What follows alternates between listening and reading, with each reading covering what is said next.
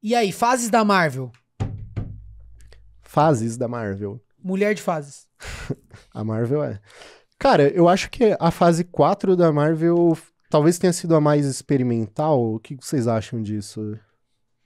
Cara, considerando Multiverso da Loucura, considerando WandaVision, considerando Até She-Hulk, eu diria. Isso, She-Hulk pra sim, caramba.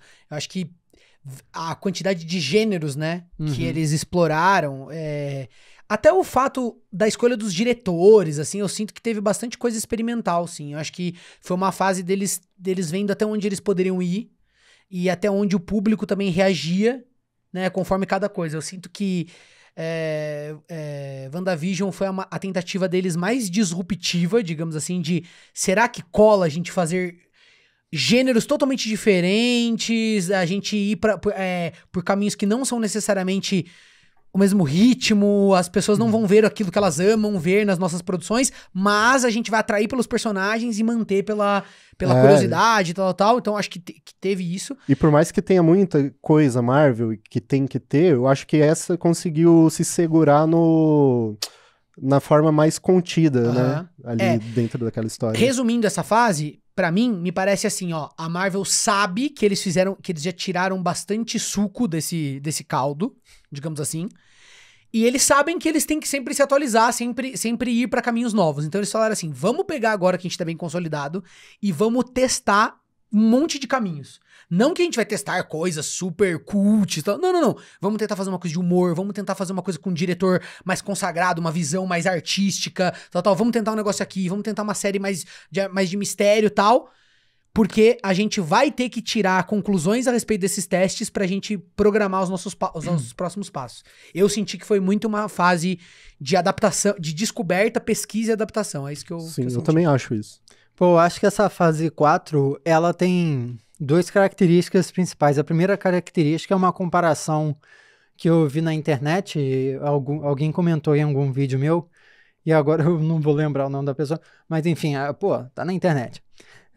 Que é uma fase que lembra muito a fase 2 da Marvel, porque a fase 2 chegou ali logo depois de Vingadores 1, que foi o grande sucesso da Marvel e cravou ali de jeito o universo cinematográfico da Marvel, e onde as pessoas começaram a duvidar do gênero de super-heróis e da qualidade da Marvel.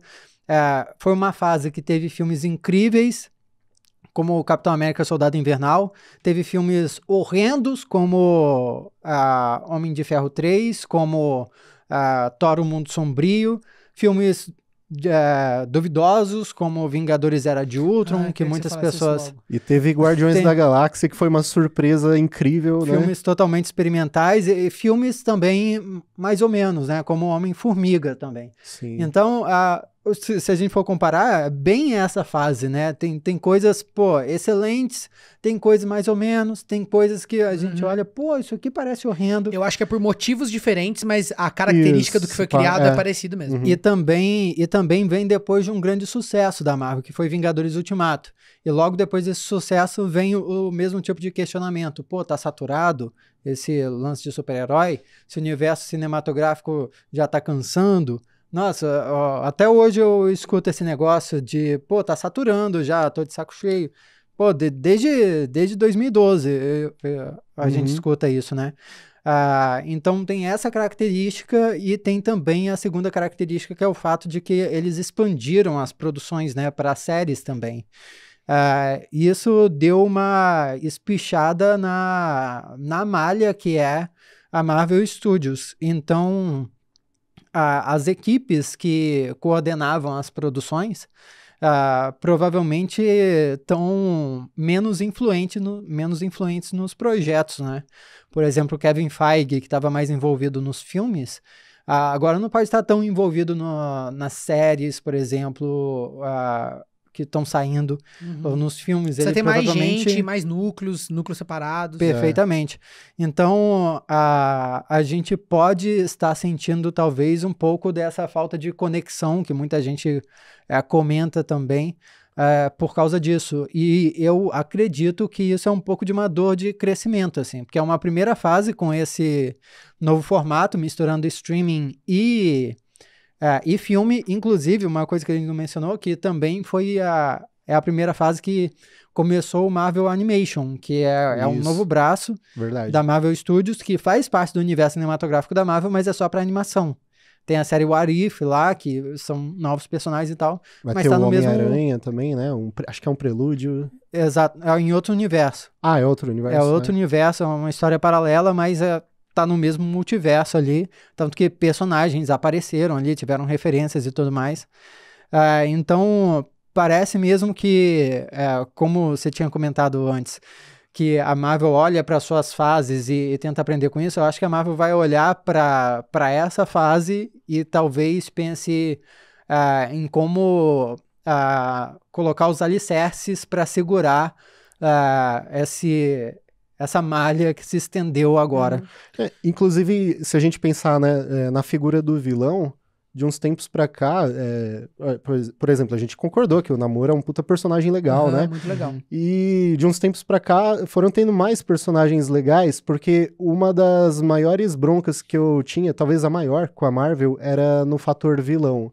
Sim, personagens assim que serviam só pro protagonista enfrentar e acabar, Não né? tinha motivação, né? Isso, E geralmente os vilões também eram só uma cópia maligna do herói, né? Isso, né? Aquele contraponto, né? Exatamente. Então, acho que aprenderam bem. Até, o Thor é um filme, esse último, que não foi muito bem, né? Nem todo mundo gostou. Eu até, eu curti o clima comédia romântica lá. Mas eu entendi o que motivava o vilão. A Wanda, por mais que eu não curta o fato dela ser a vilã, eu também entendo e ela exerce isso mas é muito bem construído, né? Eles fazem fazem legal. Isso não dá pra tirar. Tem tempo Então... de tela, é uma preocupação central mostrar o porquê ela age do jeito que ela tá agindo, né? Tá gostando mais de Multiverso da Loucura agora? Cara, eu acho que sim.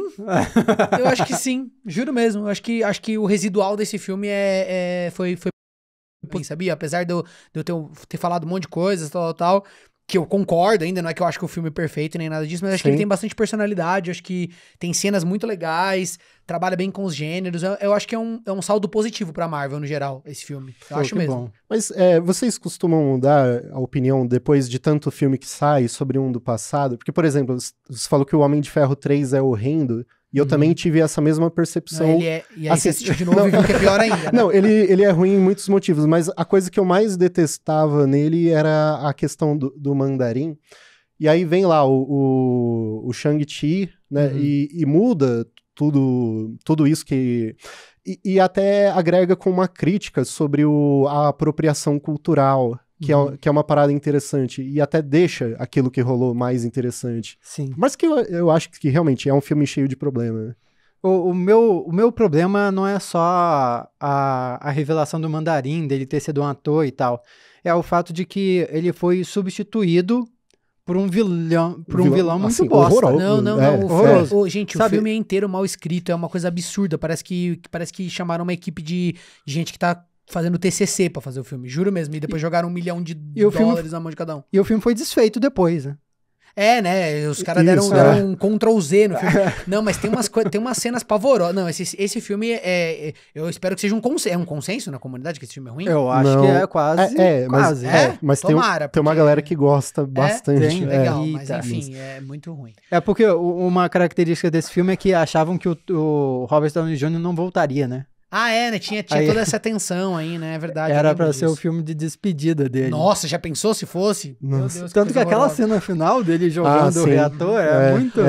Vocês estavam falando das fases e assim, eu acho que é inegável que essa é uma fase de transição também. Do ponto de vista narrativo, é uma transição importante, porque veja bem, quando a gente teve a fase 1, ela... E como o filme 2 é uma transição também, num certo sentido, mas esse é pior. Porque na fase 1 você tem a consolidação do universo. A gente não sabia se ia ter um universo cinematográfico. A gente chama hoje em dia de MCU uma coisa que foi sendo descoberto, até por quem tava fazendo, que aquilo ali dava vazão pra ser um universo cinematográfico. O projeto era, fazer o filme dos Vingadores. Isso, exatamente. Aí eles foram percebendo, entendendo e também tendo ideias, falam, não, isso aqui pode ser uma coisa muito maior.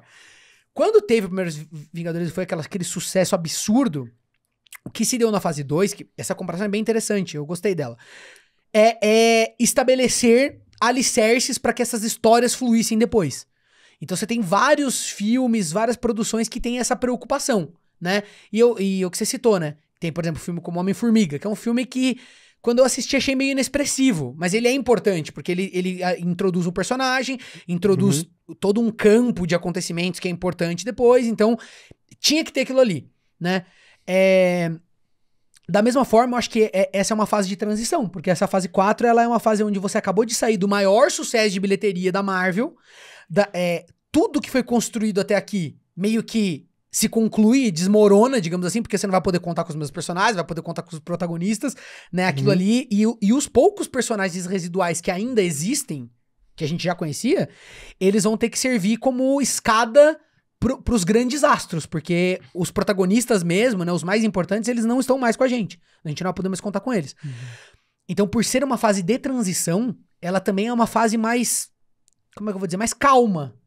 Ela é uma fase de gênese de personagens, etc. E aí eu acho que foi uma sacada muito boa de lançar séries bem nessa fase.